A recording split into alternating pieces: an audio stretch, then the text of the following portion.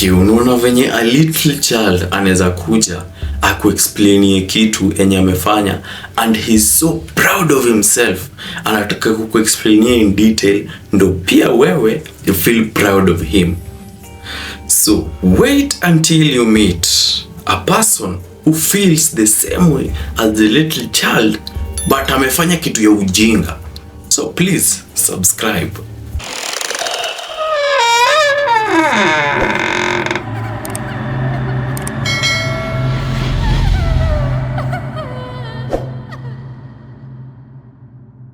So February 27th, 2021, meet Brian.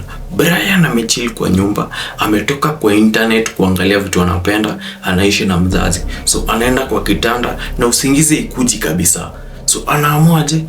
Before ataamke akunywe kikahawa, afanye kitu ya maana, anaingia kwa gari, anaamua kutembea kwa streets. Hakuna watu, so ako peke yake, enjoying a nice drive, ndo kila kitu nye kwa akili imtoke. So amidst the drive, anafika in a certain bridge, anaona kuna mse amelala under the bridge. So anatoka kwa gari, anamapproach, unaweza dhani anaenda kumsalimia.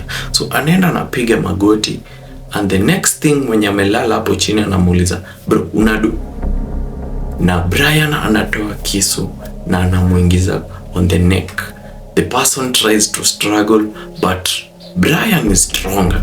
Anamstab kwa neck several times, na by the time anamalizana na yeye 1 minute imeisha and the person amebreathe the last breath. So amemalizana na yeye hapo. By this time amemkata like halfway, neck ina dangle, kichwa kwa karibu kutoka, and this guy ana chill, anamtoa nguo zote na anamkata on the belly side, anatoa the guts outside. Alikuwa anapenda tu kufanya Kenya anafanya, so akaona akadescribe venye guts zinaka, and he proceeded to cut off the rest of the head na mkono yote. Akasema hizi ndo nahitaji, akaingiza kwa gari na akaenda mtaani. Alifika mtaani, akaingia kwa nyumba. The mom, the dad is still asleep. Akaingia, akaosha mkono vizuri, akaosha nguo zote zenye alikuwa anafanyia nayo hiyo kitu, na akaosha the body parts juu zilikuwa zinatoa damu. Akaingiza kwa trash bag na akaeka kwa room. Akaenda kulala, but hapa kwa kulala usingizi ikuji. Kwa nini? Aliangalia glove yenye alikuwa ametumia kufanya kitu, ilikuwa imekatika on the top side. So akili yake ikamwambia that okay, nimeacha mwili mahali pale, but fingerprints zangu ziko hapo. So akatoka tena for the second time, akaingia kwa gari, akadrive to the place yenye aliacha mwili, akachukua mwili akaingiza kwa boot. Boot ni trunk, yani boot ya gari, akapeleka to the nearby river, akaosha mwili na akaacha iende. So alikuwa sure, okay, fingerprint yangu imetoka, so let me go to the house, na akabaki na the hands and the head. But alikaa nazo until March 1st, whereby the mom alikuwa anaenda ku clean his room and found it, and she called the police. And after hapa sasa nimekudescribea crime yenye mtu alifanya, so you are feeling some type of way, but wait until you hear it coming from the person who did it, and he's very very much proud of it. So Kenya nataka nionyeshe next ni the interrogation room, akiwa interrogated, na usikie venye ujamaa na describe kitu like in detail, na astuki mpaka the officers wanashanga ujamaa ako sawa. So let me play the clip for you. I took the knife, I pulled back the canvas, and I stabbed his neck. Okay. He was panicking at first. In his old man voice, he was in his 50s. I know why I call him an old man. He was saying, "What are you doing? What are you doing? Why? Ah!" And I just kept on stabbing his neck. Is it okay if I do a demonstration? Oh yeah. This is him. I was strapped on top of him like this. Okay. And he couldn't fight back. It was actually surprisingly easy. I was barely breaking a sweat. I thought, oh, this guy, he's going to be tough. But no, it was actually surprisingly easy. And during the time I was growling, and making animalistic noises. Why were you doing that? I suppose it was a frenzy. Okay. I was so excited, so rushed up on adrenaline and everything. Like, and I paused and he said, "Why are you doing this?" And I said, "I've been wanting to do this for a long fucking time, murder someone." And then I continued. The whole ordeal lasted about a minute and a half. Okay. And I stabbed, when I was finished stabbing him, he took out his last breath, a grunt, and his head was halfway cut off in stabs. All the while, no, actually, after I killed him, I just couldn't stop saying, "Stinky, dirty, dirty." So start back at the beginning and go slow and tell me as many details as you can remember.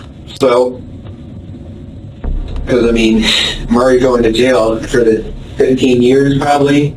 I have no idea. Because We're at the beginning now. it's murder. I mean, I'm going to jail for Okay. 20 probably, but so I figure, why fight it? Okay. So what's important to me is to learn as much about you and what you did and as I can. Well, As many details as you can give me, the better. I drive a 2007 Ford 500, Okay. and I keep a small 18-inch bat in there for self-defense, Okay. and a large kitchen knife in the glove box, both for self-defense, because I don't really trust anyone, or really any part of this town, so that's why I have both. And, let's see, yeah, it was the night of February 27th, it was a full moon, and I figured, I can see so well, why not drive out? And I am in a bad state of mind at that time. I have major depressive disorder, so I am not thinking something positively. Okay. And I'm cruising around for an hour and a half. So I fill up on gas halfway through, and I'm eventually driving underneath the bridge near the sheriff's office. Yeah, and then after that, I stripped his clothes. I cut open his belly to see his guts. They're really pink. Sorry, that was morbid. Then I cut off his head. I gave him a Glasgow smile. What's that? A Joker smile. I destroyed his eyes by stabbing them in. Okay. And then I cut off his hands. I put those in plastic Ziploc bags. And then I cut off his right arm at this joint Okay. and at this joint. And then at this arm, I tried cutting it here, and then I tried cutting it here. But what happened was, I accidentally broke his bone. This one, it was poking out. Okay. And so I left that one here, partially cut, dismembered here, bone sticking out. And then I left his body there. And then I took the head, put it in a leftover box from the dinner a few nights ago. And then I took the hands, put them in the back, drove home, hid the hands and head in my room, cleaned the knife, threw away the garbage with the blood on it, and then put the blood stained, wasn't stained, it had splatters on it. I put it in the dish, in the washing machine. What did you put in there? I put the outfit I murdered him in So the you washing. were wearing, or? Yeah, I was wearing. Okay. In the washing machine, put it on high speed so it would effectively remove the blood. Washed it twice. And then I tried going to sleep, but I was worried because there was a hole in my gloves right here. I was worried that they would be able to obtain a partial print. Mm-hmm. So I figured, why not go all the way? I drove back in a different outfit, picked up his body, surprisingly heavy, put it in my trunk, and drove to the Blue Heron drop-off station. And I opened the trunk, I take his body out, I put it in the water, and because I don't want fingerprints on a body, so I just try moving it with my shoes. That works successfully. He goes out some part in the river and floats off. Okay. God knows where he is now. Maybe he's dead. So after all this describing, wakapata the full picture. This was the easiest thing for the officers. Investigation hata hawakuwa inahitaji kufanya sana because amepeana details zote na amepeana kila kitu, hajaacha kitu yote. So the person mwenye alikuwa ameua is a homeless person who was 65 years old, anaitwa Warren Burns.